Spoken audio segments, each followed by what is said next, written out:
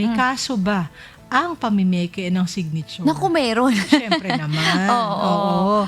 Kasi may legal implications kapag ikaw ay pumirma sa isang dokumento. So obviously, merong gustong makuha yung isang tao, kaya ifa-forge or ifa-falsify ang signature mo. So definitely, Forgery, falsification of private or public document, Yes. yun yung mga kasong po pwede nating i-file para sa mga taong na meke ng signature mo at may, syempre may nakuhang gain out of that, di ba? Baka naman kasi nag-drawing lang, trinay lang niya gaya-gayahin yung signature mo. Oo, definitely, but definitely may pananagutan, no? Kung talagang pineki at halimbawa nagkaroon na ng sinabi mo, Attorney Joey, may nag-gain na. Pwede ngang i-rescind, Attorney Joey, Oo, no? yes. Oo. Kapag pineki yung pirma tapos halimbawa may deed of sale, Attorney Joey, no?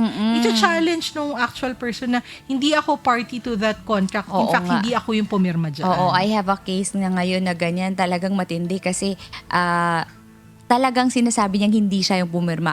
Ang contention naman ng kabila is hindi, siya talaga yung pumirma. Ay nako, patutunayan nyo talagang walang nameke sa inyo kasi talaga if pineke yung signature, talagang liable yung nag-fake. No? Oo. Naku, idagdag na rin natin, Attorney Joey, kahit may SPA ha, Yes. hindi pwede. Kumbaga, in-authorize ka lang based dun sa SPA kung ano Yes. yung pwede mong gawin. But definitely, hindi kasama dun sa authorization yung gayahin mo yung pirma halimbawa ng owner. Kung meron kang SPA to sign on his behalf, pumirma ka ng sarili mong Oo, ng pirma mo. Tapos, as authorized by or with authority from. Hindi yung gagayahin mo yung pirma niya. Correct. Baka Kasi akala may mo- SPA Kasi SPA ka. sabi, authorized to sign on behalf. So, yun na. To each his own tayo, di ba, Attorney M? Oo.